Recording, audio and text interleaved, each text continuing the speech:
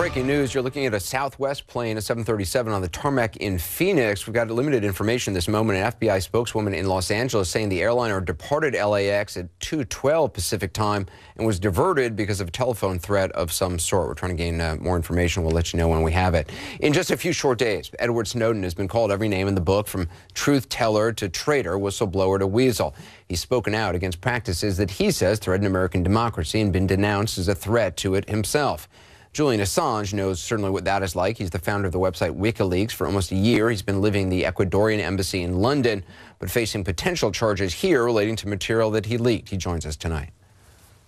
Julian, I want to talk to you about Bradley Manning, but I first want to start talking to you about Edward Snowden. What do you make of the leaks that Edward Snowden made to The Guardian and The Washington Post?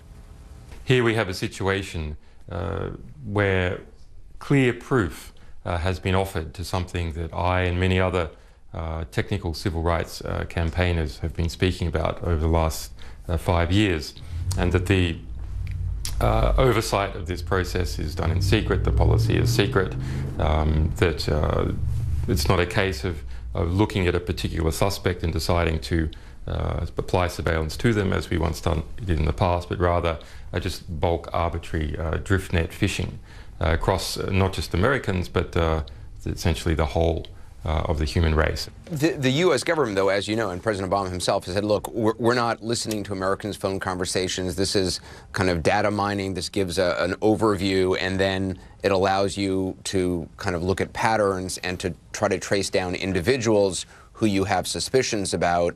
And they point to the case of Najib Azazi, who they say this program helped to apprehend and prevent bombings in, another terror attack in New York. Do you see no validity to a secret program like this? Not to a secret program. No one accepted and gave Obama the mandate to engage in a worldwide surveillance program on nearly every person. Now, you've seen a lot of double rhetoric used by Obama. For example, the mass daily collection of Verizon information sent off daily to the National Security Agency, where you see Obama come out and say, oh, but it didn't include the identities of the subscribers, but it includes their phone numbers. Just Google reverse number lookup. Every police agency, even you yourself, can go out there and do a reverse number lookup. So this is the sort of duplicity in the conversation, which means you can't trust any sort of statement that the White House is making on the issue. Of course, in particular cases where there is sufficient evidence, it is right to surveil some people for some amount of time. But that's what we did in the past. I mean, that's what has been done historically, that worked historically.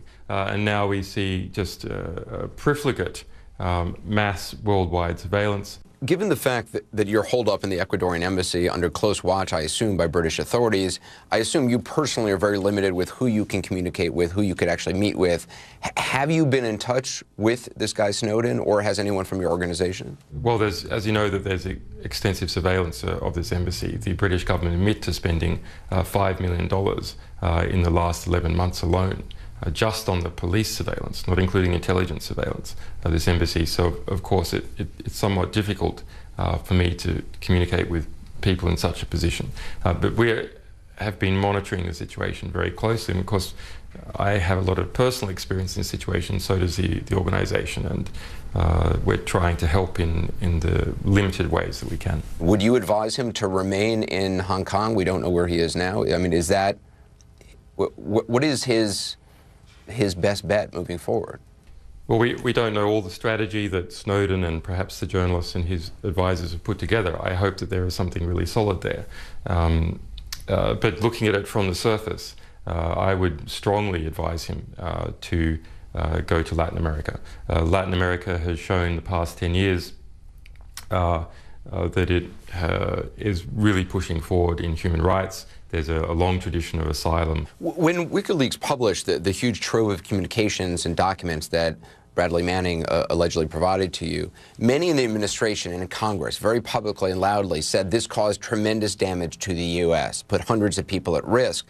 What's interesting is that since then, and if you do research on it, U.S. officials have actually said that the information WikiLeaks published did not really significantly compromise U.S. security. I read an article in 2010, then Defense Secretary Bob Gates said the revelations were embarrassing and awkward, but he's called them, quote, fairly modest in terms of the consequences on U.S. foreign policy. There was talk about, well, this is going to hurt Afghans. They're going to get attacked by the Taliban because of some of the revelations.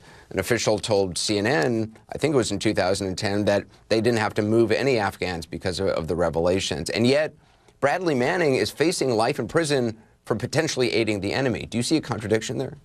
You're correct to point out that even if we then move to the speculative harm, actually NATO officials in Kabul told CNN they couldn't even see someone who needed to be protected from the speculative component. What is a travesty about the Bradley Manning prosecution is that the defense has received preemptive bans on their argument. They have been cut off at the knees. They are not able to tender any evidence that there has been no harm.